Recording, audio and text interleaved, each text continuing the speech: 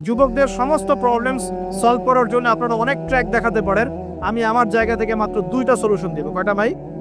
এই 2টার উপর আমল করেন, 40 দিন আমল করবে। কয়দিন?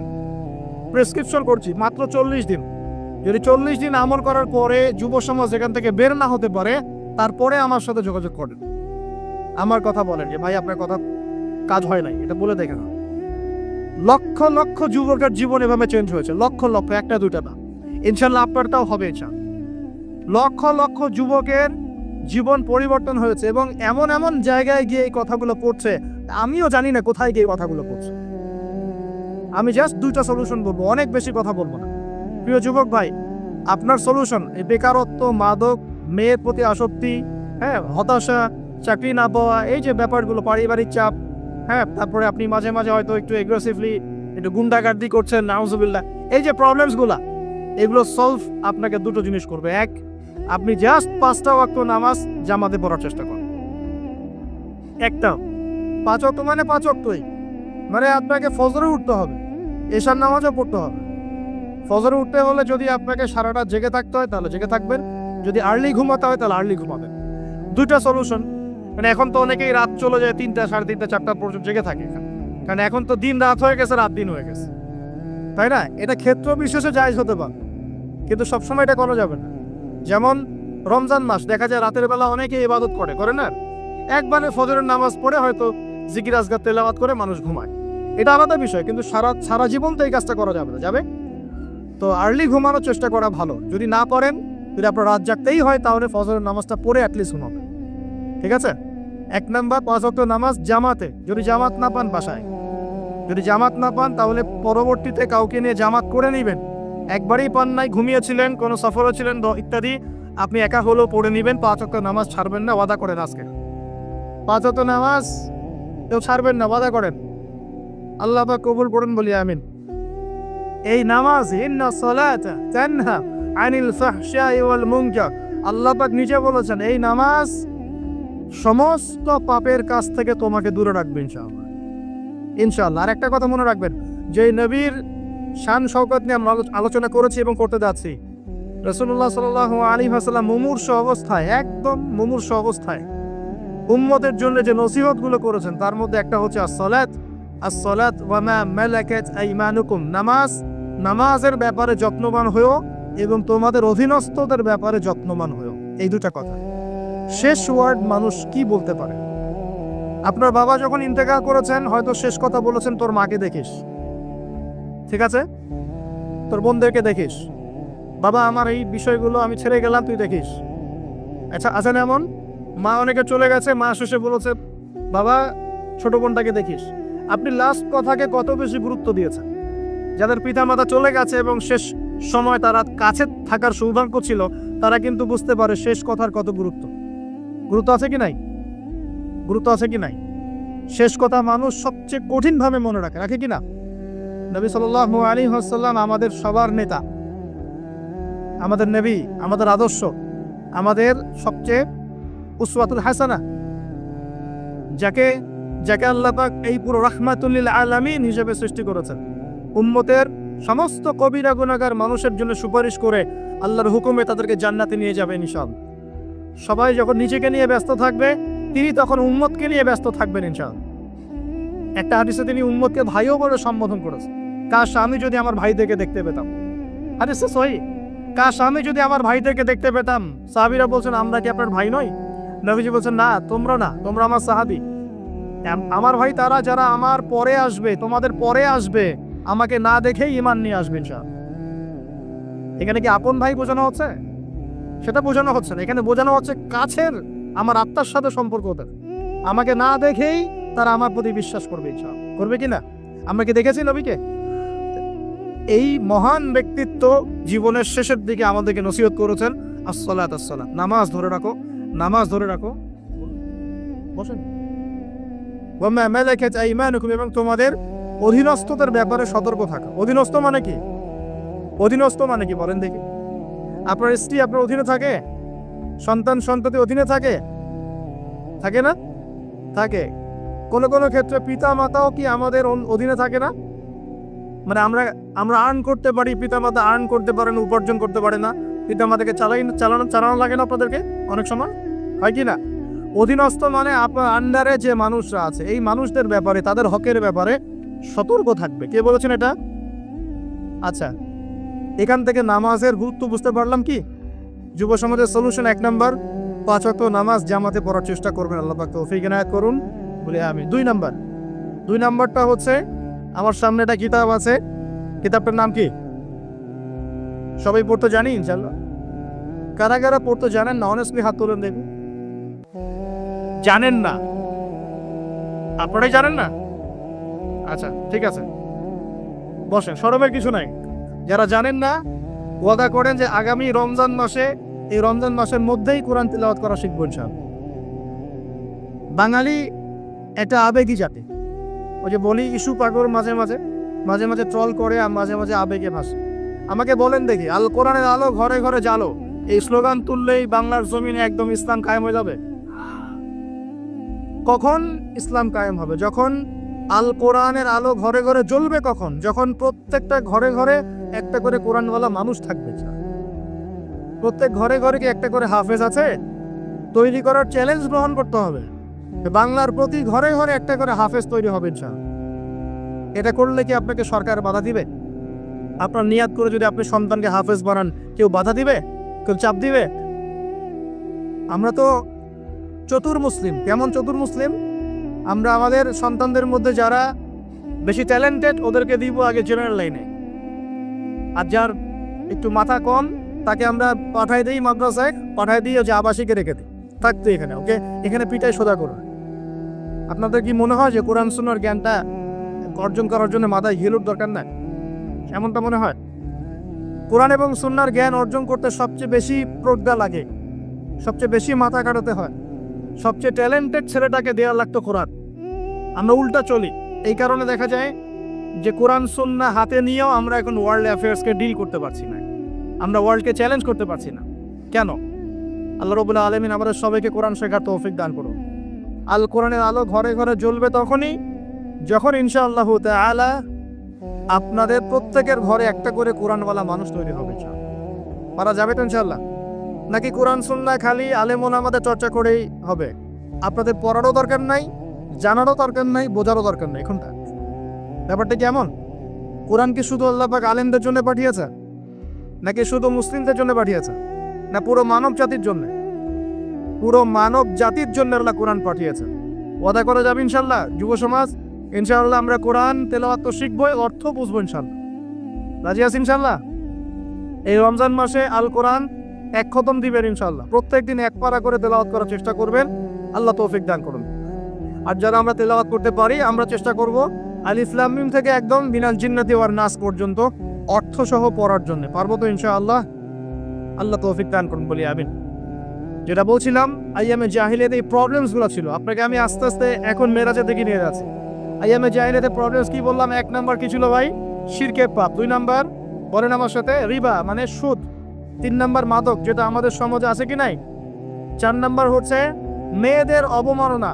মেয়ে নারী জাতিকে সেখানে খুব একটা মূল্যায়ন করা হতো না। আপনাদের কি মনে হয় এখন খুব মূল্যায়ন করা হয়? এখন খুব মূল্যায়ন করা হয় না? এখন মূল্যায়ন করা হয় ঠিকই, কিন্তু তাদের দেহটাকে কিসে মূল্যায়ন করা হয়? এই দেহটাকেই মূল্যায়ন করা হয়, তাদের ডিগনিটি, তাদের সম্মানকে মূল্যায়ন করা হচ্ছে না। আমরা কত বড় ভণ্ড দেখবেন, নারী অধিকারের কথা বলি কিন্তু পতিতালয়গুলোকে বন্ধ করি না। আমরা যদি সত্যি তাদেরকে ভালোবেসে থাকি, তারা যদি আমাদের সমাজের অংশ হয়, আমাদেরই কারো মা, কারো বোন, কারো আত্মীয় হয়ে থাকে, তাহলে আমরা কি আমাদের অর্থ দিয়ে তাদেরকে কর্মসংস্থানের ব্যবস্থা করে দিতে পারতাম না? কয়জন এই কাজটা করেছে? কয়জন এই কাজটা করেছে বা করার হিম্মত দেখাচ্ছে? ওদেরকে রেখেও দিবে, তাদেরকে ভোগও করবে, করে আবার ওদের অধিকারের আন্দোলনও করবে। কত বড় ভণ্ড জাতি চিন্তা করবে। আমরা একটু নিয়ত করতে পারি তো, আমরা আমাদের অর্থ সম্পদ থেকে আমরা প্রয়োজনে আমাদের পলিটিক্যাল পাওয়ার কাজে লাগিয়ে, আমাদের এখানে যারা অনেস্ট মেম্বার, চেয়ারম্যান, এমপি সাহেব থাকবে, তাদের পলিটিক্যাল পাওয়ারটাকে কাজে লাগিয়ে আমরা আমাদের এলাকাগুলোর মধ্যে সমস্ত অনৈতিক কাজগুলো বন্ধ করে দিব এবং ওই মেয়েদেরকে আমরা ভালো কোনো কর্মসংস্থানের ব্যবস্থা করে দিব। দেখবেন কোনোদিনও শেষেচ্ছায় এই পথে পা বাড়াবে না ইনশাআল্লাহ। কোনো মেয়ের কি এই কাজ করতে ভালো লাগে আপনার মনে হয়? কোনো মেয়ে চায় না যে সম্মান বিক্রি করে খেতে হোক, হয়তো পেটের দায়ে বা সামাজিক অন্ধকার জগতে পা বাড়িয়ে দালালের খপ্পরে পড়ে, বা এই যে নারী লিপ্সু কিছু পুরুষ মানুষের খপ্পরে পড়ে এই পথে চলে গেছে। এরা যদি আমাদের আত্মীয় হতো, আমাদের বংশে কেউ হতো, আমাদের কারো মা, কারো বোন, কারো স্ত্রী হতো, তাহলে কি আমরা সমাজে মুখ দেখাতে পারতাম? আমরা কি পশ্চিমা হয়ে গেলাম নাকি? পশ্চিমাদের সমাজে এগুলো জায়েজ। পশ্চিমা সমাজে একটা ছেলে বিয়ের আগে 15-20টা মেয়ের সাথে সেক্স করে, জানেন এগুলো? রিপোর্ট দেখে পশ্চিমা সমাজে প্রতি 6 মিনিটে একটা করে মেয়ে ধর্ষিত হয়। ফ্রি মিক্সিং পর্নোগ্রাফি ওখানে জায়েজ। $92 বিলিয়ন ব্যবসা করে এক বছরে তারা পর্ন ইন্ডাস্ট্রির মধ্য দিয়ে। রিসার্চ করে দেখেন, ওদের ওখানে সমকামিতা বৈধ, ছেলের সাথে জেনা করতে পারে না। এমনি কি ভূমিকম্প আসে? এইসব পাপের কারণেই তো আসে। আল্লাহর আযাব গজব কি এমনি আসে? এইসব কারণেই তো আসে। আর এই পাপগুলো তো আমরা এখন আমাদের সমাজে এগুলো জায়েজ করে নিচ্ছি না। ওরা সারা বিশ্বে সুদকে ছড়িয়ে দিয়েছে, ওরা ছড়িয়ে দিয়েছে। সারা বিশ্বে পর্নোগ্রাফি কারা ছড়িয়ে দিয়েছে? ওরা ছড়িয়ে দিয়েছে। সারা বিশ্বে ফ্রি মিক্সিং কারা ছড়াচ্ছে? ওরা ছড়াচ্ছে। প্রত্যেকটা সেক্টরে ফাসাদ সৃষ্টি করেছে এরা। এই জন্য বলি আমি মাঝে মাঝে যে ইয়াজুজ আর মাজুজ আছে না, দুটো প্রজাতি, এদের খাসলত চরিত্র এদের মধ্যে পাওয়া যায়। ইয়াজুজ আর মাজুজ সারা বিশ্বে ফাসাদ সৃষ্টি করবে। সূরা কাহফ পড়ে দেখেন, ইন্না ইয়াজুজ ওয়া মাজুজ মুফসিদুনা ফিল আরদ। ইয়াজুজ আর মাজুজ সারা পৃথিবীতে ফাসাদ, ফিতনা ছড়াই দিবে। এরা কি সারা পৃথিবীতে ফিতনা ছড়াই দেয় নাই? আমি কিন্তু বলছি না যে এরাই ইয়াজুজ মাজুজ, আমি কিন্তু এই কথা বলি। বলছি ইয়াজুজ মাজুজের চরিত্র এদের মধ্যে পাওয়া যায়। বিশ্বের প্রত্যেকটা জায়গায় ফাসাদ সৃষ্টি করে দিয়েছে। কখন কোন দেশকে কোন দেশের সাথে লাগাই দেওয়া যাবে, কার মধ্যে ফিকশন লাগে অস্ত্র বিক্রি করা যাবে, কোথায় কোন খনি আছে দখল করা যাবে, কোথায় কোন মুসলিম আছে ওদেরকে বোম্বিং করা যাবে, কোথায় কারাগারে নিয়ে মুসলিমদেরকে টর্চার করা যাবে, শান্তিপূর্ণ মুসলিম কান্ট্রির মধ্যে কেমন করে জঙ্গি ইস্যু তৈরি করা যায়, সারাদিন এই ফিকির করে বেড়ায় কথা। এখন সবকিছু বাদ দিয়ে এখন শিক্ষাক্ষেত্রে মাথা ঢোকানোর চেষ্টা করছে। তো এখন দেখেন, আমরা কি পশ্চিমাদের দাসত্ব করব? আমাদের সামনে কোরআন সুন্নাহ নাই। আমরা যদি আমাদের মেধা, আমাদের ঐক্য, আমাদের সম্পর্কে কাজে লাগাতে পারি, ওরা আমাদের দাসত্ব করবে ইনশাআল্লাহ। আপনাদের কি মনে হয় এগুলো শুধু স্লোগান দিচ্ছে? 1150 বছর 1200 বছর এই বিশ্বটাকে মুসলিমরা শাসন করেছে। ইতিহাস পড়ে দেখেন না একটু। রাসূল সাল্লাল্লাহু আলাইহি ওয়াসাল্লামের নবুয়ত থেকে নিয়ে, এই মক্কা বিজয় থেকে নিয়ে প্রায় 1100-1200 বছর এই বিশ্বটাকে শাসন করেছে মুসলিমরা। এই ইতিহাসগুলো মুসলিম যুবকদেরকে কারা শেখাবে, কারা বলবে, কে মনে করাই দিবে? বিগত 100 বছরে আজকে আমাদের এই অবস্থা হয়েছে। কেন হয়েছে? এই যে বললাম, আমরা তাওহীদ থেকে সরে আসছি, সুন্নত থেকে সরে আসছি, আমরা এখন মাদকের পিছনে ছুটছি, আমরা নামাজ ছেড়ে দিয়েছি, কোরআন ছেড়ে দিয়েছি। এই যে দেখেন কতজন মানুষ হাত তুললো যে কোরআন পড়তে পারে না, অথচ সাহাবীদের যুগে মনে হয় মশাল নিয়ে একজনকে খুঁজে পাওয়া যাবে না যে কোরআন পড়তে পারে না। ওই যে আপনার আন্দালুসের একটা ঘটনা আছে, বাদশাহ মেয়ের বিয়ে দিবে, এখন সবাইকে বলেছে যে আমি মেয়ের বিয়ে দিব, ছেলে খুঁজতেছি। এখন আমি চাই যে একজন হাফেজে কোরআন ছেলের সাথে আমার মেয়ের বিয়ে দিব। যাদের ঘরে হাফেজে কোরআন ছেলে আছে সবাই রাত্রেবেলা মশাল জ্বালাবে, একটা করে মশাল জ্বালিয়ে রাখবে। আর বাচ্চা রাতের বেলা গভীর রাতে এই টাওয়ারের উপর উঠেছে, উঠে দেখে তার রাজ্যের প্রতিটা বাসায় মশাল জ্বলছে। মানে সবাই কোরআনে হাফেজ। পরের দিন শর্ত দিল যে সবাই তো কোরআনে হাফেজ, এখন আমি কার সাথে আমার মেয়ের বিয়ে দেব? কোরআনের মুফাসসির যারা তার সাথে দেব। পরের দিন যখন উনি টাওয়ারে উঠেছেন, দেখেন যে সব ঘরে মশাল জ্বলছে। এখন সবাই কোরআনে তাফসীর করতে যাবে। তারপরে তো আরো কঠিন শর্ত দিয়েছে যে হাদিসের উপর গবেষণা কারা করেছে, হাদিস বেত্তা কারা। এবার কোরআন হাফেজ, তাফসীর এবং হাদিস জানে কারা। এবার দেখা গেছে অর্ধেক আলো জ্বলতেছে ঘরে, পুরো দেশের অর্ধেক আলো জ্বলতেছে। এইভাবে প্রায় 8-10টা ধাপে ধাপে তিনি জামাই সিলেক্ট করেছেন। জামাই পেতে এত কষ্ট। সবাই ভালো মানুষ, এর মধ্যে ভালো কোথায় খুঁজে বের করব? তো দেখেন, আমরা যে ইসলাম থেকে সরে আসছি, এই কারণে আজকে বিগত 100 বছরে আমাদের এই অবস্থা হয়েছে। আল্লাহ পাক আমাকে এবং আপনাদের সবাইকে 5 ওয়াক্ত নামাজি বানায় দেন, দোয়া করি। এর নবীর সুন্নতের পাবন বানিয়ে দেন, পরিপূর্ণ ইসলাম পালনের তৌফিক দান করেন, এবং পরিস্থিতি বুঝে ইসলামকে নিয়ে মধ্যম পন্থায় এগিয়ে যাওয়ার তৌফিক দান করেন। এবং শৈথিল্যতাবাদীও হবেন না, চরম পন্থাও যাবেন না। এই দুটো পথই খারাপ। এগ্রেসিভলি কিছু করে কোনো লাভ নেই। আর আপোষে একটা কান্ট্রির মধ্যে, রাষ্ট্রের মধ্যে আপোষে মারামারি কাটাকাটি করে কোনো ফায়দা নেই, বরং উম্মার ঐক্যটা নষ্ট হয়ে যায়। বরং সবার জন্য শুভ কামনা রাখবেন, সবার জন্য দোয়া করবেন। কারো যদি ভুল হয় সেটাকে গঠনমূলকভাবে মন থেকে মহব্বত নিয়ে ধরা দেওয়ার চেষ্টা করতে হবে। আল্লাহ রাব্বুল আলামিন আমাদের সবার মধ্যে ঐক্য দান করুন বলি আমিন। এইরকম সমস্যায় জর্জরিত সমাজে চারটা আরেকটা প্রবলেম ছিল গোত্রীয় হানাহানি। 5টা প্রবলেম হচ্ছে: 1 শিরক, 2 নাম্বার মাদক, 3 নাম্বার সুদ, 4 নাম্বার মেয়েদের অবমাননা, আর 5 নাম্বার হচ্ছে আপনার গোত্রীয় হানাহানি, মানে মারামারি কাটাকাটি করতো তারা। এই প্রবলেমসগুলো কি এখনকার যুগে নাই? এখনকার বিশ্বে নাই? আচ্ছা, এরকম একটা সমাজে আমাদের নবীকে আল্লাহ পাক নবী করে পাঠালেন, বলেন সুবহানাল্লাহ। এখন ওই সমাজে থেকেও কি নবীজি পাপের সাথে যুক্ত হয়েছিলেন? তিনি এইরকম পাপে নিমজ্জিত সমাজে থেকেও কোনো পাপের সাথে যুক্ত হন নাই। এবার নবী সাল্লাল্লাহু আলাইহি ওয়াসাল্লাম প্রথম ওহী প্রাপ্ত হলেন সূরা আলাকের প্রথম 5টা আয়াত। আল্লাহ পাক বলেন, ইকরা বিসমি রাব্বিকাল্লাযী খালাক, পড়ুন আপনার রবের নামে যিনি আপনাকে সৃষ্টি করেছেন। নবীজি ওহী প্রাপ্ত হয়ে বাসায় ফিরে আসলেন। বাসায় এসে খাদিজা রাদিয়াল্লাহু আনহাকে বললেন, এই ঘটনা ঘটেছে, গুহার মধ্যে ফেরেশতা একজন এসেছিলেন, আমাকে জোরে চিপে ধরেছেন, ছেড়ে দিয়েছেন, ছেড়ে বলেছেন ইকরা, আপনি পড়ুন। আমি বলেছি মা আনা বিকারি, আমি তো পড়তে জানি না। আবার চিপে ধরেছে, আবার ছেড়ে দিয়েছে, বলছে পড়ুন। নবীজি বলছেন মা আনা বিকারি, আমি তো পড়তে জানি না। আমাদের নবীজি কিন্তু পড়তে জানতেন না। আবারও বলছেন ইকরা, পড়ুন। নবীজি বলছেন মা আনা বিকারি, আমি তো পড়তে জানি না। চতুর্থবার তিনি বলছেন ইকরা বিসমি রাব্বিকাল্লাযী খালাক, খালাকাল ইনসানা মিন আলাক, ইকরা ওয়া রাব্বুকাল আকরাম আল্লাযী আল্লামা বিল কলম আল্লামাল ইনসানা মা লাম ইয়ালাম। এবার খাদিজা রাদিয়াল্লাহু আনহা তিনি মুসলিম হয়েছেন, তার চাচাতো ভাই ওয়ারাকা বিন নাফেলের কাছে নিয়ে গেছেন। তিনি বলেছেন যে হ্যাঁ, তোমার কাছে যে এসেছিল তার নাম নামুস, মানে জিবরাইল আলাইহিস সালাম। তুমি নবুয়ত পেয়েছো, এখন তোমার এলাকার মানুষ তোমাকে বের করে দিবে। নবীজি বলছেন আমার এলাকার মানুষ আমাকে বের করে দিবে? আওয়া মুখরিজিয়া হুম, তারা কি আমাকে বের করে দিবে? তখন নবীজিকে বলা হচ্ছে হ্যাঁ, এর আগে যার কাছেই এই ওহী এসেছে তাকেই তার কম বের করে দিয়েছে। নবীজি দাওয়াতি কাজ করতে থাকলেন। প্রথম 3 বছর গোপন দাওয়াত। কয় বছর?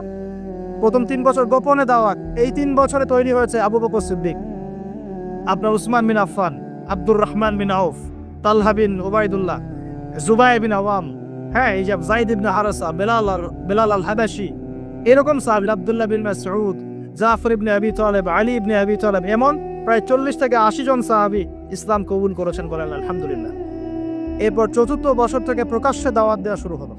যখনই প্রকাশ্যে দাওয়াত দেওয়া শুরু হলো, তখনই নবী সাল্লাল্লাহু আলাইহি ওয়াসাল্লামের প্রতি জুলুম, নির্যাতন চাপিয়ে দেওয়া, শারীরিক নির্যাতন, মানসিক নির্যাতন, অর্থনৈতিকভাবে বয়কট করা, হ্যাঁ, তারপরে কখনো কখনো এই যে মাথার উপরে উটের নাড়িভুড়ি চাপিয়ে দেওয়া হয়েছে, কখনো তাকে আঘাত করা হয়েছে, কখনো কি করা হয়েছে, সামাজিক্যালি সোশ্যালি বয়কট করা হয়েছে, কখনো তাকে গালিগালাজ করা হয়েছে। আমি দেখেছি তাকে ইন টোটাল প্রায় 15 থেকে 16টা গালি খেতে হয়েছে।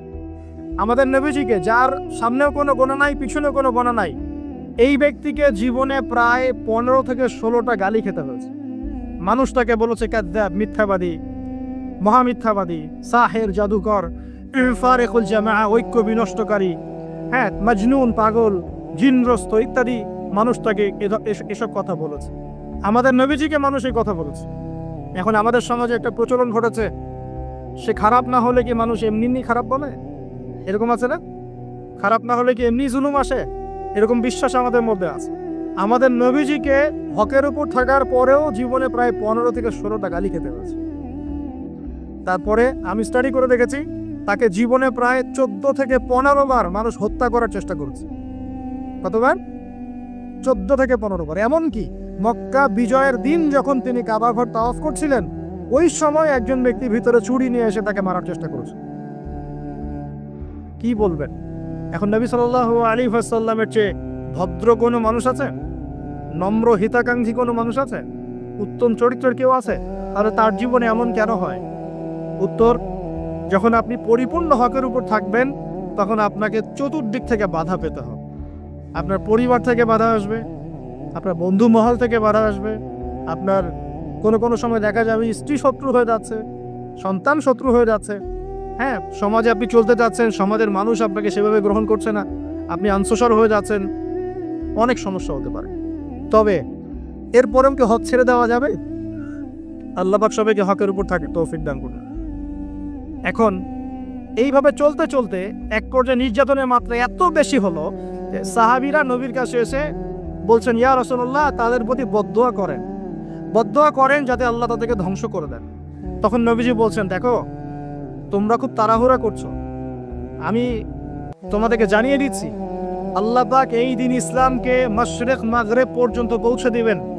এমনকি একটা কাঁচা ঘর, একটা পাকা ঘর বাদ থাকবে না যেখানে আল্লাহ পাক লা ইলাহা ইল্লাল্লাহ কালিমা ঢুকিয়ে দিবেন না।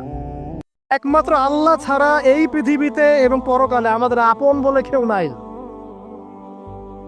বাকি সবাই সবার স্বার্থের জন্য আছে। মানুষ মানুষের অবস্থানকেই মূল্যায়ন করে, মানুষের অবস্থানকেই মূল্যায়ন করে। আল্লাহ রাব্বুল আলামিন আপনার ভিতরটাকে ভালোবাসেন। দেখেন, আপনি যখন নামাজ পড়েন নাই, আল্লাহ পাক কিন্তু আপনাকে ধ্বংস করে দেন নাই। আল্লাহ পরম করুণাময় আপনাকে হেদায়েত দিয়ে নামাজি বানিয়ে দিয়েছেন। জীবন অনেক পাপ করেছেন, ইনস্ট্যান্ট আল্লাহ পাক শাস্তি দিতে পারতেন, আল্লাহ পাক দেন নাই। আল্লাহ আপনাকে ভালোবাসেন, আল্লাহ আমাকে ভালোবাসেন। আল্লাহ পাকের এই ভালোবাসার ঋণটা শোধ করার জন্য হলেও নামাজে হয়ে যান, আল্লাহর পথে ফিরে আসেন, দিনের জন্য কিছু করেন, দিনের ফিকির করেন, পড়াশোনা করেন। প্রিয় ভাইরা, আল্লাহ পাক তৌফিক দান করুন। দেখুন, এই রিবা থেকে দূরে থাকার জন্য একটা হাদিস যথেষ্ট, যে 4 শ্রেণীর মানুষকে আল্লাহ রাসূল সাল্লাল্লাহু আলাইহি ওয়াসাল্লাম লাআনত করেছেন, অভিশাপ দিয়েছেন। ইনশাআল্লাহ আজকের লেকচার যাদের কানে যাবে, আমরা যদি না খেয়েও মরে যাই, আল্লাহ পাক না খেয়ে মারবেন না ইনশাআল্লাহ। রিজিক আছে, খাবো ইনশাআল্লাহ। কিন্তু হয়তো বা অভাব হবে, টাকা পয়সা একটু কম হতে পারে, অন্যের 10 তলা ফ্ল্যাট হবে, আমার হবে না, ঠিক আছে, অন্যের এত বিঘা বিঘা জমি আমার হয়তো হবে না। কিন্তু ইনশাআল্লাহ তাআলা এই যে দুনিয়ার মুসাফিরের জীবনটা, এটা মুসাফিরের জীবন না? মুসাফিরের জীবনটা কেটেই যাবে ইনশাআল্লাহ। কাটবে না? যে কোনো ভাবে কেটে তো যাবেই ইনশাআল্লাহ। এই যে পরকালের জীবনটা একটা চেতনার শক্তি, জানেন? দুনিয়াতে যত বাধা বিপত্তি আসুক, গাল মন্দ খান, গীবত তহমত খান, কষ্ট হোক, নির্যাতন হোক, একটা বিষয় মনের মধ্যে শান্তি দেয়। কি শান্তি? যে এই দুনিয়ার জীবনটা তো আর চিরস্থায়ী নয়, এটা তো আর সারা জীবন থাকবে না। ইনশাআল্লাহ এই অবস্থা আস্তে আস্তে পরিবর্তন হয়ে যাবে। ফাইন্না মাআল উসরি ইউসরা, পরকালে ইনশাআল্লাহ পাবো। দুনিয়াতে না পেলে কি হয়েছে, পরকালে পাবো ইনশাআল্লাহ। যুবক ভাই, এসব জেনা ছেড়ে দেন, আল্লাহ রাব্বুল আলামিন আপনার জন্য হুর রেখেছেন জান্নাত, ইনশাআল্লাহ পাবেন ইনশাআল্লাহ। এটা ছেড়ে দেন, সুদ ছেড়ে দেন, আল্লাহ পাক আপনার জন্য হাউজে কাউসার রাখছে ইনশাআল্লাহ, ঠিক আছে? অন্যায় পাপ ছেড়ে দেন, আল্লাহ রাব্বুল আলামিন আপনার জন্য জান্নাত রেডি করে রাখছে ইনশাআল্লাহ। এই দুনিয়ার জীবনটা ধোঁকা, একটা ছোট্ট জীবন, পুরা ধোঁকা, কিচ্ছু নাই এর মধ্যে। আমার কথা শোনেন, এই দুনিয়ার জীবনে কিছুই নাই। চারপাশে অনেক কিছু মনে হবে, আপনার বাড়ি আছে, গাড়ি আছে, স্ট্যাটাস আছে, টাকা পয়সা, প্রতিপত্তি সব আছে।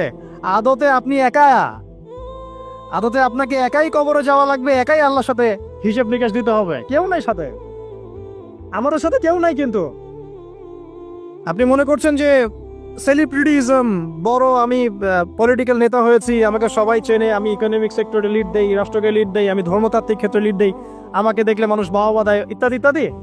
দিন শেষে আমি একা, আপনিও একাই, আমাকেও একাই যেতে হবে, আপনাকেও একাই যেতে হবে। এগুলো সব চারপাশের খালি অন্ধ মোহ, আর কিছু না। তো এই মোহের মধ্যে ঢুকে পড়বেন না, আল্লাহ পাক তৌফিক ইনায়াত করুন। নবী সাল্লাল্লাহু আলাইহি ওয়াসাল্লাম বারবার বলতেন, আল্লাহুম্মা ইন্নী আউযু বিকা মিন ফিতনাতিদ দুনিয়া, বলতেন না?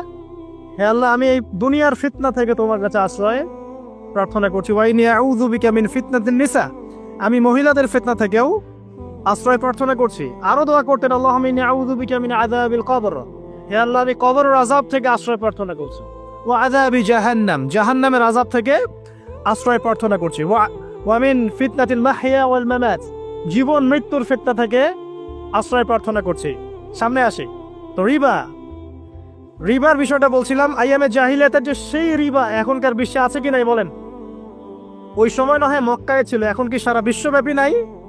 বিশ্বের কোনো কান্ট্রি রিবা মুক্ত না, বিশ্বের কোনো দেশ রিবা থেকে মুক্ত থাকতে পারবে না, এই বিশ্ব পরিচালনা যারা করছে ওদের আন্ডারে থাকলে। কখন হবে বিশ্ব রিবা মুক্ত? একদিন বিশ্ব রিবা মুক্ত হবে ইনশাআল্লাহ, একদিন না একদিন এই বিশ্বটা সুদ মুক্ত হবে ইনশাআল্লাহ তাআলা। তখন জালেম পার পাবে না, মাজলুমের রক্ত শ্রম বৃথা যাবে না ইনশাআল্লাহ। কবে, কত বছর পর আমি জানি না, কিন্তু এতটুকু জানি যে মালহামার পরে তখন পুরো বিশ্ব শাসন করা হবে মুসলিমদের হাতে, তখন রিবা বলে কিচ্ছু থাকবে না পৃথিবীর ইনশাআল্লাহ।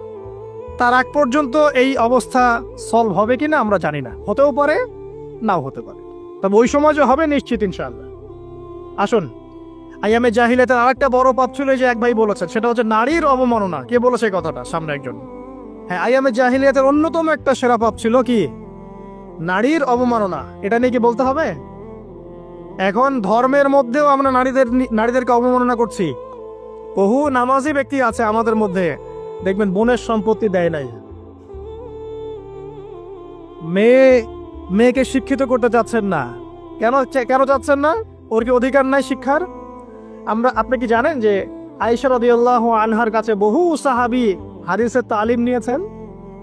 বহু হাদিস শিখিয়েছেন কে? মা আয়েশা রাদিয়াল্লাহু আনহা। তো তিনি যদি শিক্ষিত না হতেন, শেখাতে পারতেন? তো মেয়েদের শিক্ষার দরকার আছে না? হ্যাঁ, কি বিষয় দরকার? তাদের উপযুক্ত পরিবেশ নিশ্চিত করতে হবে, নিরাপত্তা, পর্দা এগুলো নিশ্চিত করতে হবে। তারপরে মেয়েদেরকে আপনি অবশ্যই শিক্ষিত করবেন। ঘরের কোণে বসে রাখতে কে বলেছে? আপনি নিরাপদ পরিবেশ দেন, পর্দা দেন, তারা মাদ্রাসা যাবে, পড়াশোনা করবে। ঠিক আছে? আল্লাহ পাক আমাদের মা বোনদেরকে শিক্ষিত করার তৌফিক দান করুন, আমিন। ভালো ভালো কোয়ালিটি সম্পন্ন মহিলা মাদ্রাসা গড়ে তোলেন। আর মেয়েরা যদি শিক্ষিত না হয়, তাহলে আমাদের বাড়ির বউরা শিক্ষিত হবে না। আর বউ শিক্ষিত না হলে আপনি একা শিক্ষিত হয়ে লাভ নাই। তখন ওই যে বললাম টর্চার সেল, ওই টর্চার সেলে ঢুকতে হবে আর কি। কথা বুঝতে পারছেন না? আগে বিয়ে শাদী করেন, বুঝবেন ইনশাআল্লাহ। আর যারা করেছেন তারা অলরেডি হাসছে যে মিটমিট করে দেন। ঠিক আছে? আচ্ছা, সামনে আসেন। দেখেন মেয়েদের অবমাননা কিভাবে দেখাবো। সবচেয়ে বড় অবমাননা হচ্ছে ওদের দেহটাকে আমরা এখন পণ্য বানিয়েছি। এই মেয়েগুলোর ইজ্জতের কোনো দাম নাই। মানে তাদের দেহটাকে একটা ব্যবসার সামগ্রী বানানো হয়েছে। এবং আমি একটা লেকচার দিয়েছিলাম ঢাকায়, নীল দর্পণ, দেখবেন অনলাইনে আছে।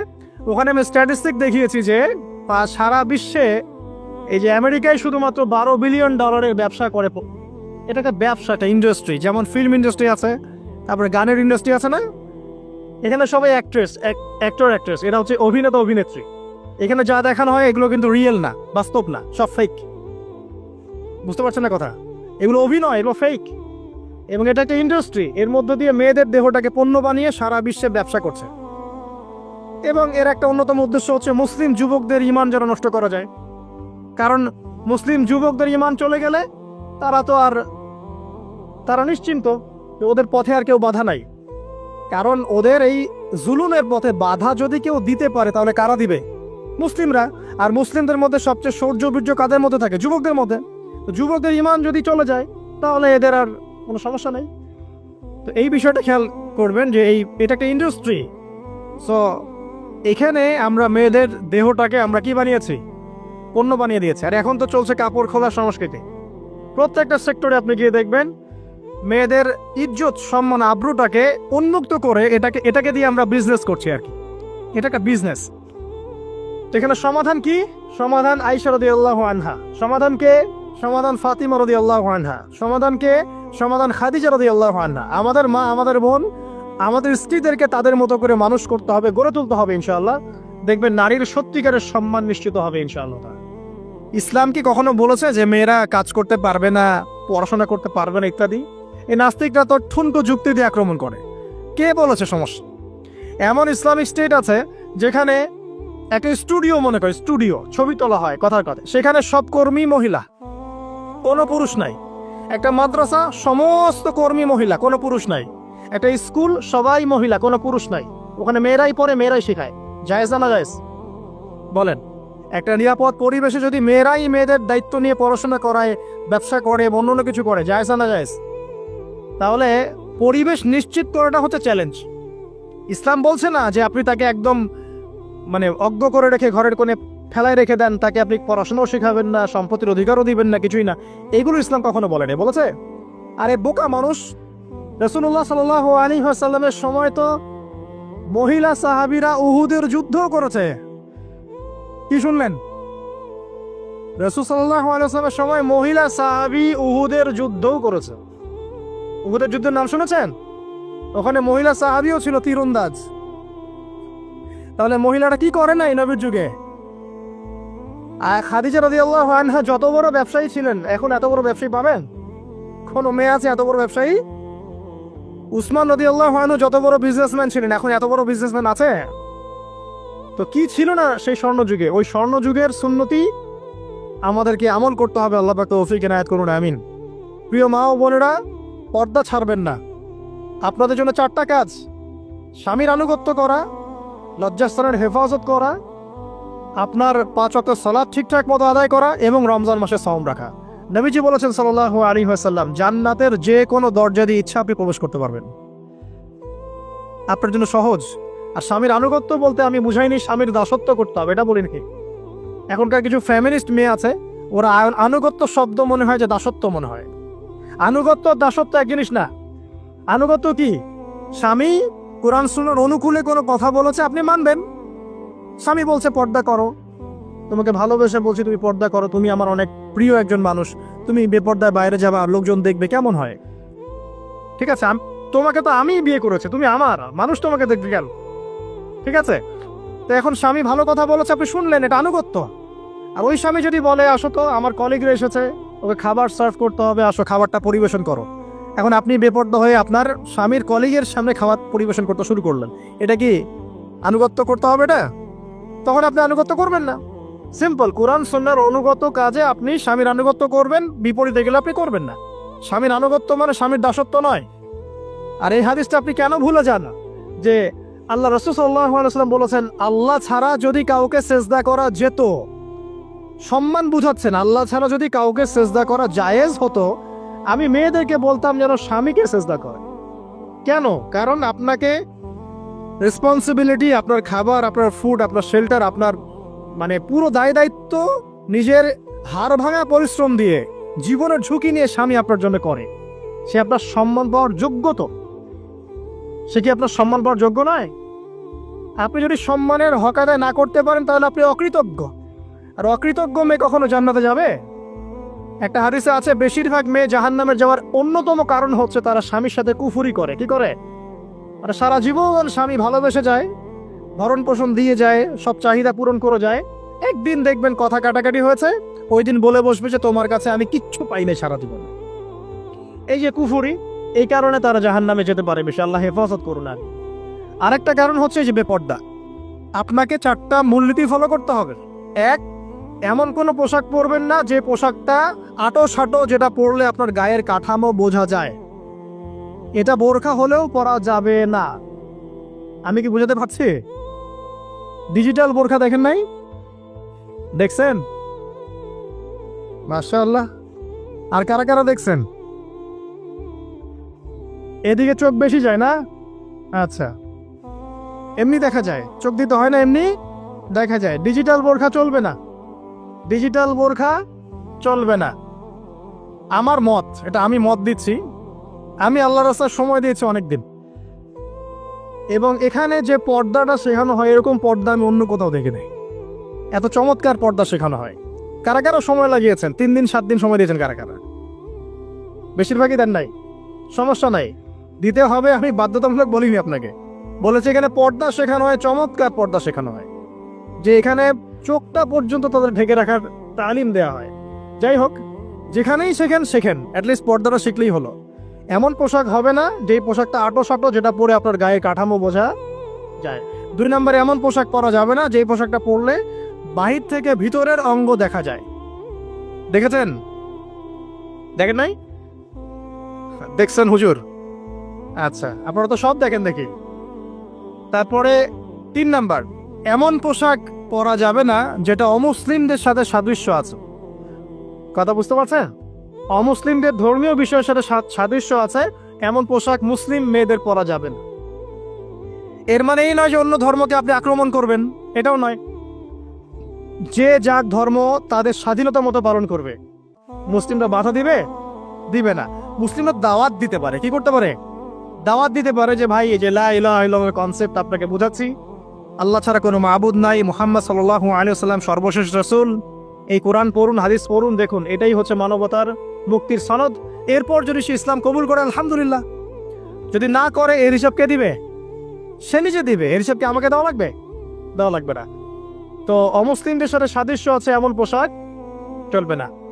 আর 4 হচ্ছে পুরুষরা মেয়েদের পোশাক পরতে পারবে না, মেয়েরা পুরুষদের পোশাক পরতে পারবে না। জি, আপনাদেরকেই বলছি, আপনারা জিন্স পরতে পারবেন না, মেয়েদেরকে বলছি, এবং টি শার্ট পরতে পারবেন না। আপনারা ওই যে যা ইচ্ছা তাই ড্রেস পরে বলবেন যে হাজার বছরের সভ্যতা সংস্কৃতি, এসব বাজে কথা চলবে না এখানে। এটা হাজার বছরে কোনোদিনও আমাদের দাদা নানিরা এগুলা কখনো পরে নাই, পড়ছে? আপনার দাদি কখনো এরকম পরছিল শাড়ি? তো এই যে বললো হাজার বছর থেকে পরে আসতেছে নাকি। সুবহানাল্লাহ। তো এখানে বিষয়টা হচ্ছে পুরুষ মেয়ের পোশাক পরতে পারবে না, মেয়ে পুরুষের পোশাক পড়তে পারবে না। আমি খুব সংক্ষিপ্ত করে আপনাকে কোরআন সুন্নাহ থেকে 4টা মূলনীতি বলে দিলাম।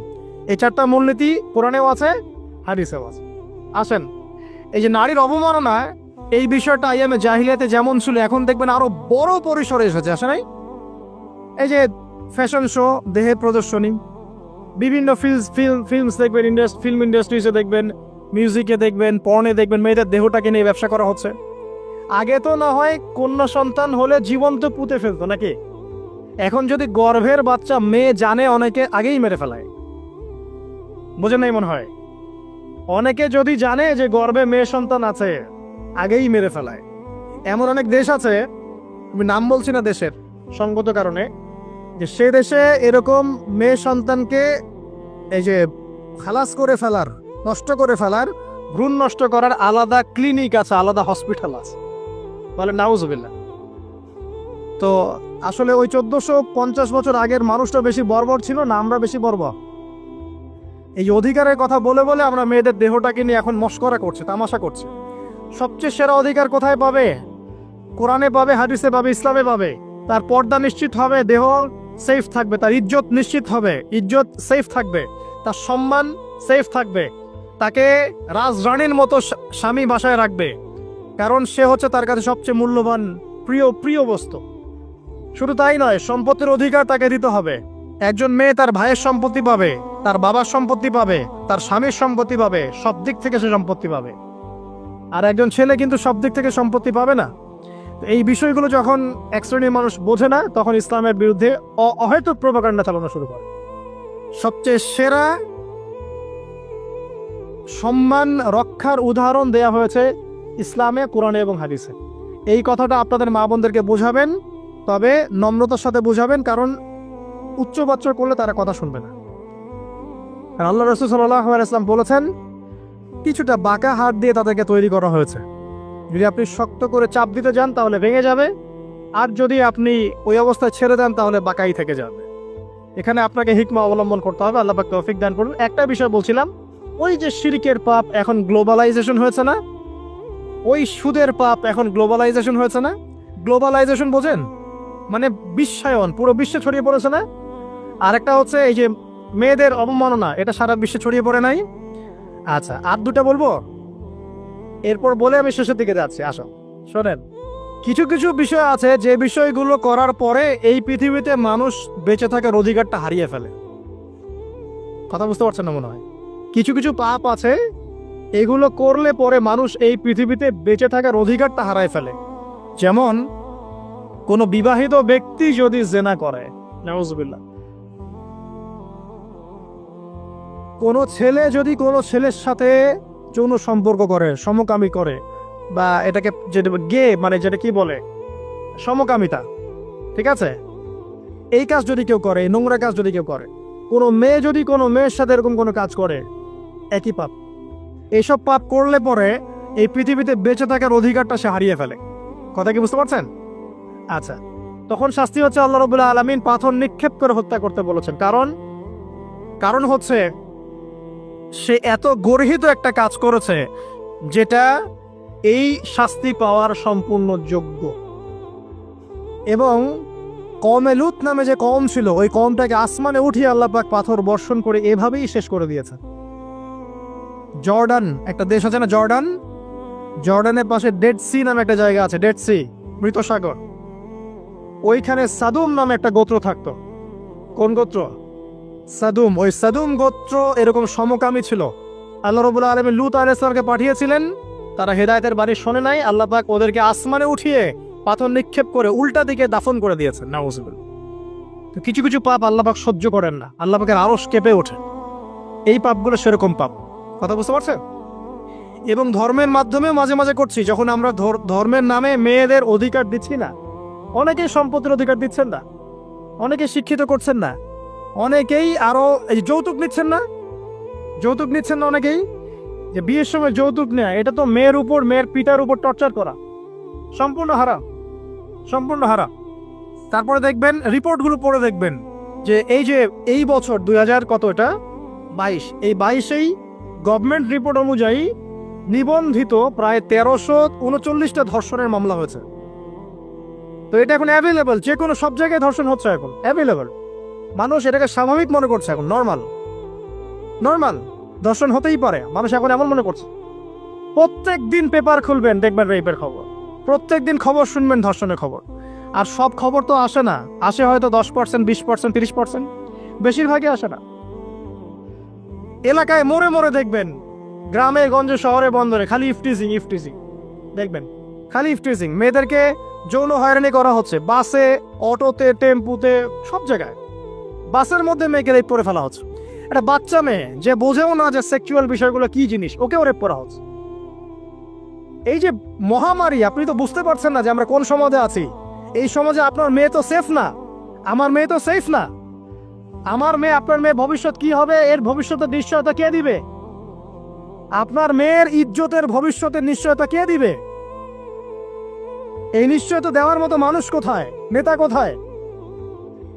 কারো ঘরের স্ত্রী, কারো ঘরের বোন, কারো ঘরের মেয়ে এখন সেফ না। যে কোনো দিন, যে কোনো জায়গায়, যে কোনো দুর্ঘটনা হতে পারে। বাসে, ট্রাকে, ট্রেনে, অটোতে, সব জায়গায় হতে পারে। আর এগুলোকে আমরা প্রমোট করছি, এখন নগ্নতাকে প্রমোট করছি। ভাই ভাই বোনের সাথে জেনা করেছে, চাচাতো বোন চাচাতো ভাইয়ের সাথে জেনা করছে, চাচাতো ভাই ফুফাতো বোনের সাথে জেনা করছে। রংপুরের খবর শুনলাম যে মায়ের সাথে ছেলেও জেনা করেছে। নাউজুবিল্লাহ। এগুলো কেন হচ্ছে? এই মহামারী কেন হচ্ছে? কি সমাধান দিবে? সমাধান ইসলামে ছিল, আমরা নেই নাই। সমাধান হচ্ছে, প্রথম সমাধান অশ্লীলতার মহামারী বন্ধ করতে হবে। আজকের নিউজ দেখেছি আমি, এটা আমি ধন্যবাদ জানাই বাংলাদেশ গভর্নমেন্টের, যে তথ্য প্রযুক্তির যে সেন্টার আছে, প্রায় 26,000 সাইট তারা বন্ধ করে দিয়েছে, আলহামদুলিল্লাহ। তো কথা বললে তো কাজ হবে, কথা না বললে কাজ হবে কিভাবে? 26,000 সাইট তারা বন্ধ করে দিয়েছে। যখন সমাজের মানুষ দেখতে দেখতে পশু হয়ে গেছে, আপনি বাইরে এই যে আলখাল্লা টুপি দাড়ি পরে ঘুরলে লাভ আছে? ভিতর থেকে তো আপনি পশু। দেখবেন মসজিদ ইমাম সাহেব নামাজ পড়তে এসেছে, বাসায় থেকে আসছে, নামাজে কোনো মনোযোগ নাই। ইমানের আলোচনা করবেন, খুব লাফালাফি করলো, 2 দিন পর দেখবেন কোনো খবর নাই। কিসের অধিকারের কথা বলছে? কিসের নারী অধিকারের কথা বলছে? খালি ডিগ্রি সার্টিফিকেট অর্জন করতে পারলেই অধিকার হয়? আমার তো ইজ্জতই ঠিক থাকলো না, আমার অধিকার কোথায় থাকলো? একটা সার্টিফিকেট অর্জন করার জন্য কলেজের মেয়েদেরকে বড় বড় নেতার বেডরুমে ঢুকানো হচ্ছে, দেখেন নাই? তো একটা সার্টিফিকেট অর্জন করতেই হবে আমাকে, নিজের ইজ্জত বিক্রি করে দিয়ে হলেও আমার সার্টিফিকেট অর্জন করতেই হবে। লাথি মারি এসব পড়াশোনার পিছনে, দরকার নেই আমার পড়াশোনা। হচ্ছে বাসায়, এলাকায় এলাকায় মহিলা মাদ্রাসা করেন, মাদ্রাসায় মেয়েদেরকে পড়ান।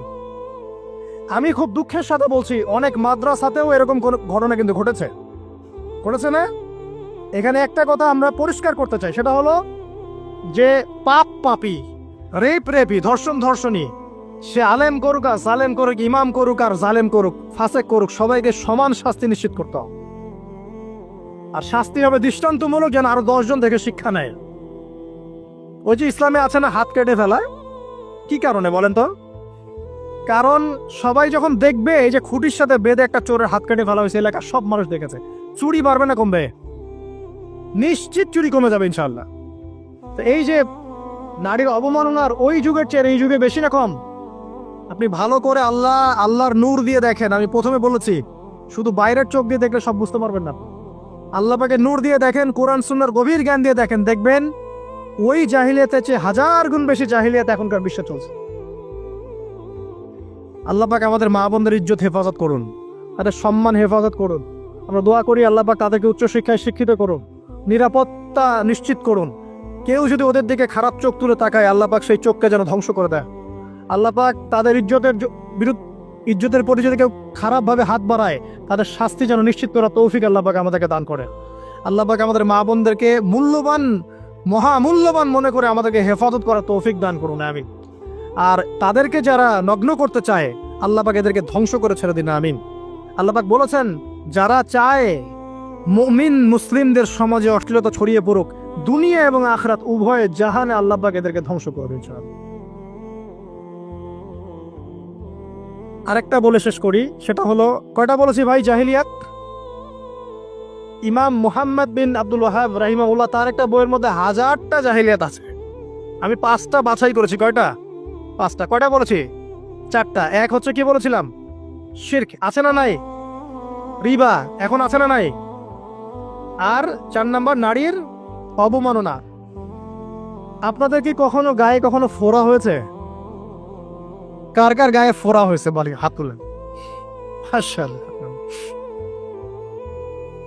কেমন ব্যথা? ফোড়া ফেটে গেলে কি বের হয়? রক্ত আর পুঁজ বের হয়, তাই তো? তো নবী সাল্লাল্লাহু আলাইহি ওয়াসাল্লামকে সাহাবীরা পরে জিজ্ঞাসা করলেন, ইয়া রাসূলুল্লাহ, কোন পাপের কারণে তাদেরকে এই শাস্তি দেওয়া হচ্ছে?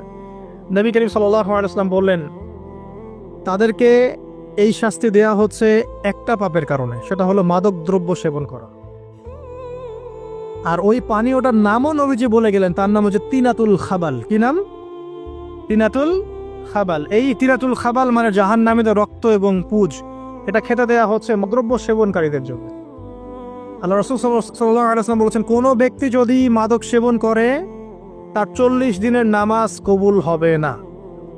সে যদি আবার তওবা করে ফিরে আসে, আল্লাহ পাক মাফ করে দিবেন ইনশাআল্লাহ।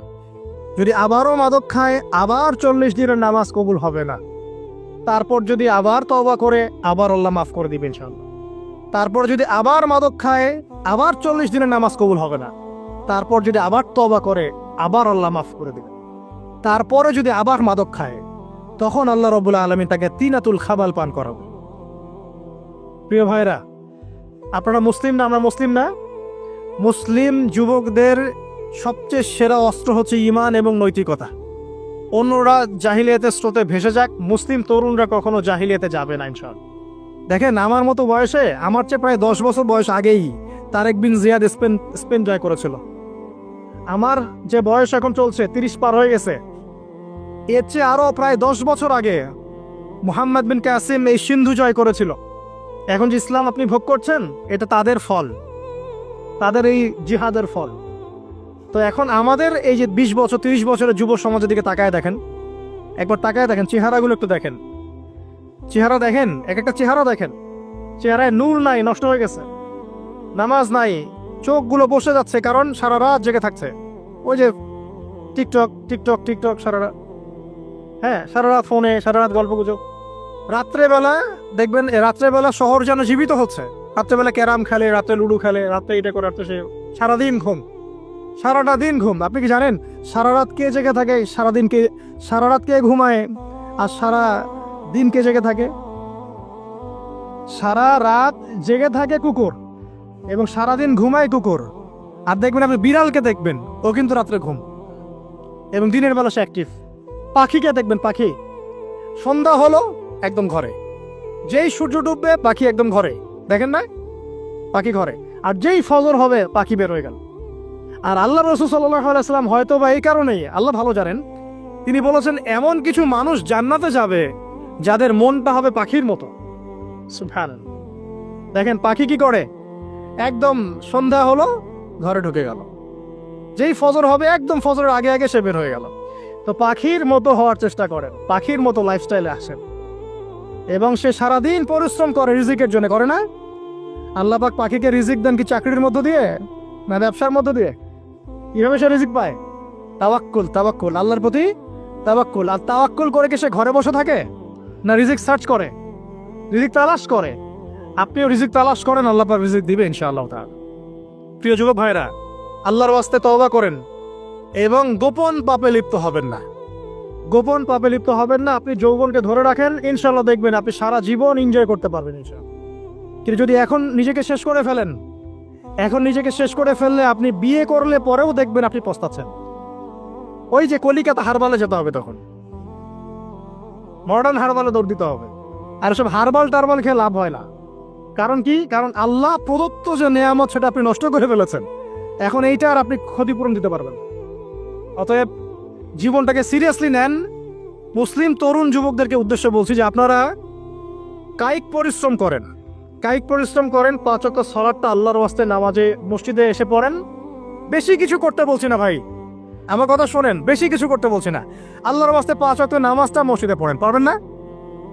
আচ্ছা, ডেইলি 10টা পৃষ্ঠা করে কোরআন তেলাওয়াত করেন, পারবেন? আল্লাহ তৌফিক দান করেন। ডেইলি 2-4 টাকা করে সদকা করেন, পারবেন?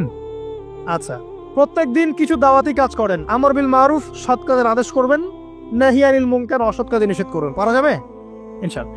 আপনি হালাল রিজিকের একটা সন্ধান খোঁজার চেষ্টা করেন, পারবেন ইনশাআল্লাহ। পড়াশোনায় নিজেকে ব্যস্ত রাখেন, লেখাপড়ায় নিজেকে ব্যস্ত রাখেন। যদি এর পাশে আপনি সময় পান, আমি বলবো আপনি খেলাধুলা করেন। যদি সময় কিছু বের করতে পারেন, কায়িক কিছু পরিশ্রম করেন, প্রয়োজনে কিছু কসরত করেন, জিম করেন, খেলাধুলা করেন। তারপরেও গার্লফ্রেন্ডের পিছনে সময় নষ্ট করেন না, তারপরেও এই টিকটক, ফেসবুক, ইউটিউব নিয়ে পুরো থাকেন। ওগুলোর চেয়ে খেলাধুলা করা অনেক ভালো আছে। অ্যাটলিস্ট আপনি ফিজিক্যালি ফিট থাকবেন। অনেকে বলতে পারে যে এটা না করলে হয়, এটা বাজে কাজ, সময় নষ্ট। আমি মনে করি এখনকার যুবকরা যেসব পথে সময় নষ্ট করছে, এর চাইতে অ্যাটলিস্ট খেলাধুলা করলে ভালো ছিল। একটা সময় ছিল না, আজকে থেকে 10 বছর আগে প্রচুর খেলা হতো না? ক্রিকেট হতো, ফুটবল হতো, এই ব্যাডমিন্টন হতো শীতকালে, তাই না? খেলার লিপ্ত থাকলে কিন্তু আমাদের মধ্যে একটা হৃদ্যতা, একটা বন্ড তৈরি হতো, একটা বন্ড। আমরা অনেক টুর্নামেন্ট খেলতাম না? এখন দেখবেন কিচ্ছু নাই, সব বন্ধ, খালি ফোন, সারাদিন কি ফোন। এটা আরো কি ডেঞ্জারাস না? এভাবে তাদের ফিজিক্যাল বডিটা নষ্ট হচ্ছে, মেন্টাল স্ট্রেংথটাও নষ্ট হচ্ছে। এর চেয়ে বরং তারা যদি কোনো কসরত করে, এটা অনেক ভালো হবে। এটা আমার মত, এটা আমি কোরআন সুন্নাহ থেকে কোনো কথা বলছি না।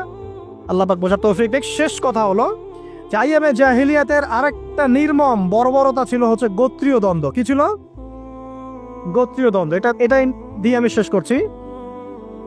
সেটা হলো কেমন গোত্রীয় দ্বন্দ্ব? মনে করেন একটা গোত্রের নাম বনু তামিম, একটার নাম বনু হানিফা, একটার নাম হচ্ছে বনু কোরাইজা, একটার নাম হচ্ছে মনে করেন বনু মাখজুম, আর একটা হচ্ছে বনু আদি। এরকম অনেক গোত্র ছিল।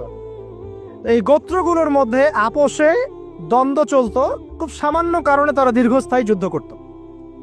একটু বোঝার চেষ্টা করেন, খুব সামান্য কারণে তারা লম্বা লম্বা যুদ্ধ করত।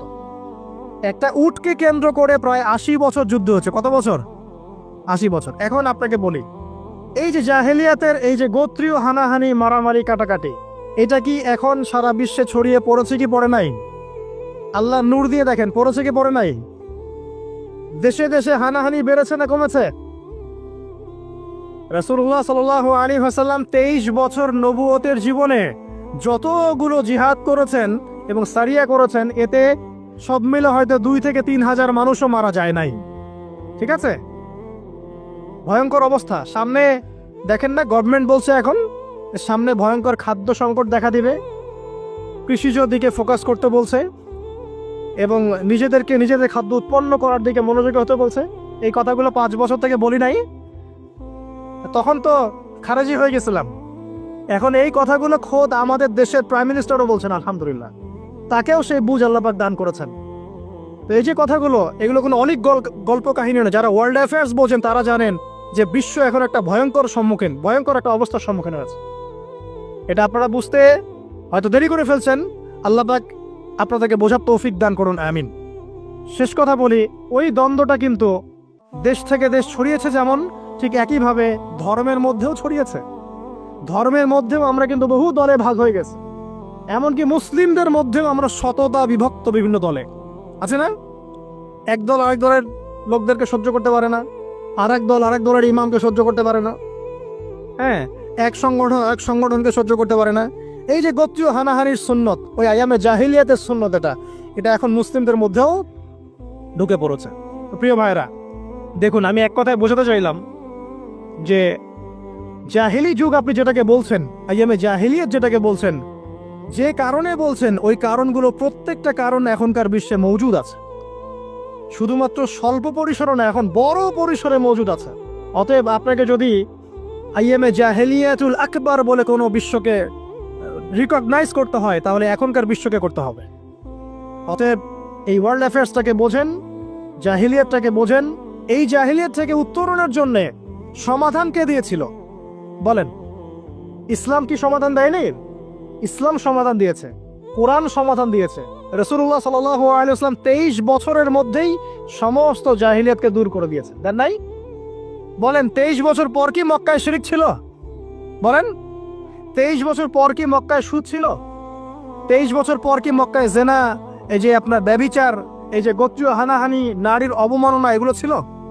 তাহলে একজন মহামানব তিনি 23 বছরের মধ্যেই পুরো সমাজটাকে সংস্কার করে ফেললেন না? সেই রাসূল সাল্লাল্লাহু আলাইহি ওয়াসাল্লামের সুন্নত কি মরে গেছে? সেই আল্লাহ কি মরে গেছেন? নাউজুবিল্লাহ। সেই আল্লাহ পাকের নাজিলকৃত কোরআন এবং হাদিস কি মরে গেছে?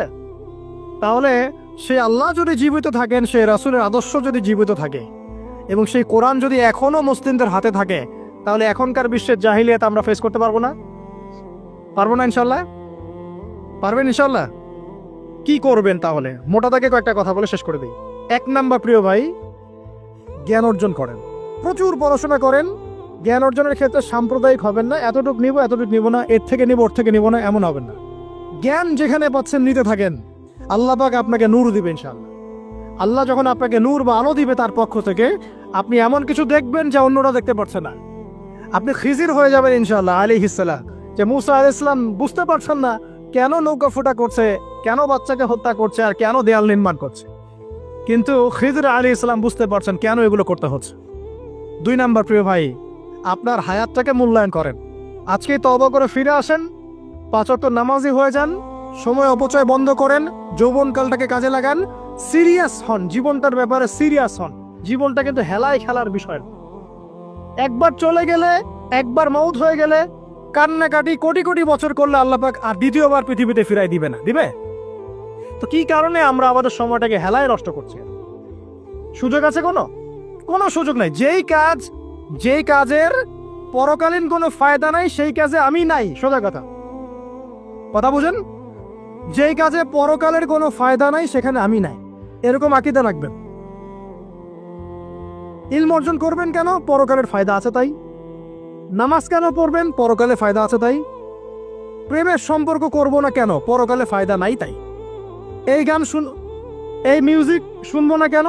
আমি পরকালে কোনো ফায়দা নাই তাই। আমি অহেতুক এসব টিকটকের পিছনে ঘুরবো না কেন? পরকালে কোনো ফায়দা নাই তাই। যে কাজ পরকালে ফায়দা দিবে আমি সেই কাজে আছি। পারা যাবে ইনশাল্লাহ? আল্লাহ তৌফিক দান করুন। যুবক ভাইদেরকে আমি অনুরোধ করবো যে আপনাদের যৌবনটা আগামী মুসলিম উম্মার ভবিষ্যৎ। এই যে বলে না যে জাতির কাণ্ডারি হবে অমুক তমুক, কেউ জাতির কাণ্ডারি হতে পারবে না। জাতির কাণ্ডারি যদি হতে চায় তাহলে মুসলিম যুবকরাই হতে পারবে ইনশাআল্লাহ। যারা সারাদিন হকি স্টিক নিয়ে ঘুরছে আর নির্মমভাবে মানুষকে মারছে, এরা জীবনেও জাতিকে কিচ্ছু দিতে পারবে না। ফাসাদ সৃষ্টি করা ছাড়া কিচ্ছু করতে পারবে না। দেশকে, জাতিকে এবং উম্মাকে যদি এগিয়ে নিতে হয় শুধু মুসলিম যুবকরাই পারবে ইনশাআল্লাহ। এবং কারা পারবে? যারা অন্য ধর্মের মানুষ কিন্তু মনটা স্বচ্ছ সৎ, তারাও পারবে। যাদের মনে সততা আছে অন্য ধর্মের হলেও তারা পারবে ইনশাআল্লাহ। যার মনে সততা নাই সে পারবে না কখনো।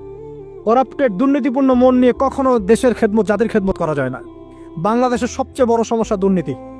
বাংলাদেশের 1 নাম্বার সমস্যা দুর্নীতি। দুর্নীতি যদি না থাকতো আর সমস্ত কালো টাকা যদি সাদা করা যেত, বাংলাদেশের মানুষকে আজকে না খেয়ে মরতে হতো না। সামনের দিনগুলো কঠিন হবে, ভয়াবহ হবে, এটা সবাই বুঝতে পারছে, হয়তো শুধু আপনারা পারছেন না। আল্লাহ পাক আপনাদেরকে বোঝার তৌফিক দান করুন, আমিন।